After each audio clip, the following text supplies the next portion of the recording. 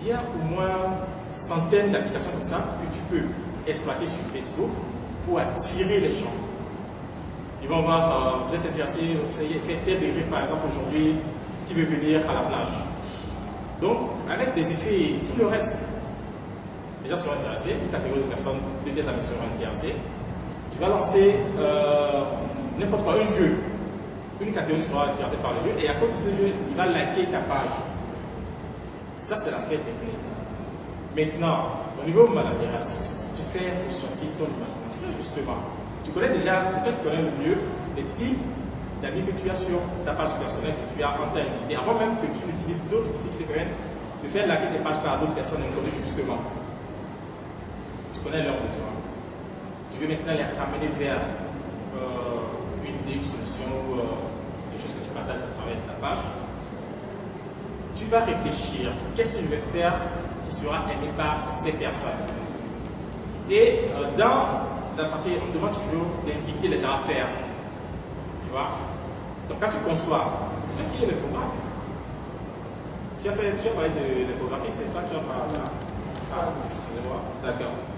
Donc, tu fais des conceptions attirantes et tu invites en écrivant en bonne et due forme si vous avez adoré cette vidéo, cliquez sur j'aime, si vous avez aimé, cliquez sur des choses comme ça. Vous allez remarquer des fois, vous êtes juste sur le passage, vous passez juste sur une page, par hasard, vous remarquez une vidéo ou autre, vous cliquez sur j'aime parce que la personne a écrit aimé cette page. Alors qu'en temps, vous n'aurez pas lu cette instruction pour passer. Donc il y a toutes ces petites techniques qu'on vous apprend effectivement pour mieux gérer et puis avoir comment dire, des followers sur votre page. En dehors de ça, effectivement, vous avez des outils techniques qu'il faut payer pour que votre page puisse être, voilà, le marketing, ça va être développé par Facebook ou les autres réseaux sociaux pour la promotion. D'accord. L'autre élément, c'est le caractère de la vie privée. Parce que les lois sur la vie privée sont très strictes en matière d'informatique. Vous ne pouvez pas forcer quelqu'un à liker quelque chose. Dans le jargon du social merchandising, il y a le engagement. C'est ça qu'à chaque fois que vous allez voir un jalon, les jalons seront généralement cliqués like, aimer, ne pas aimer, machin. C'est des jalons qui permettent de mesurer le taux d'engagement des individus sur une action spécifique.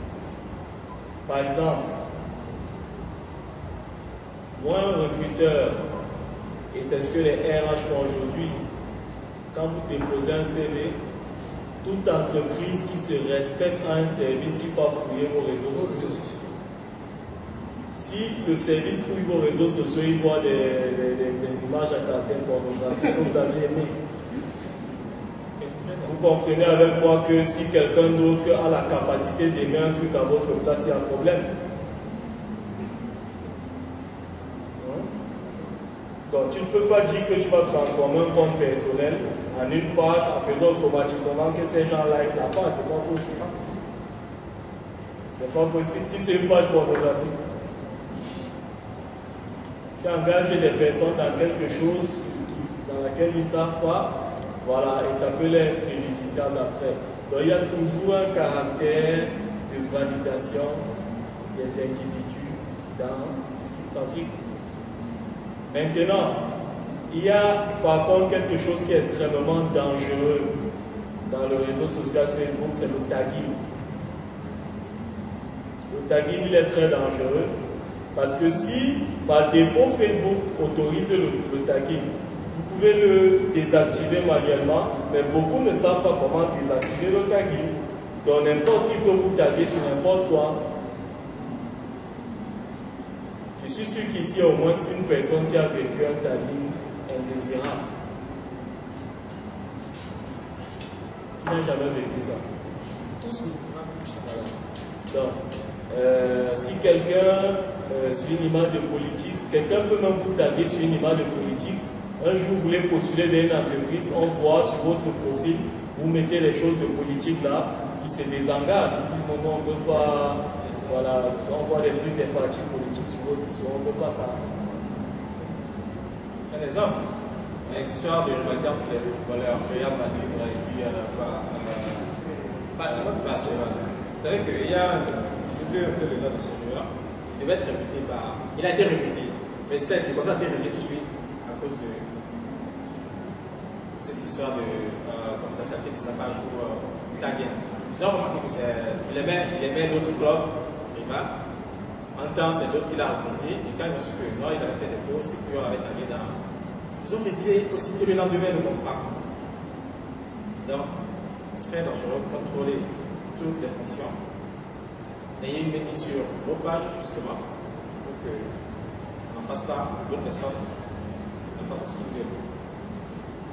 Maintenant, aujourd'hui, il est extrêmement important de maîtriser effectivement les canaux pour monter en puissance rapidement.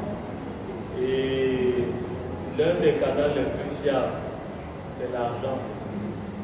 Parce que vous êtes dans une plateforme qui est tenue par des dieux du capitalisme. Donc, si vous les payez bien, ils vous donnent les likes que vous voulez. Ça, c'est un paramètre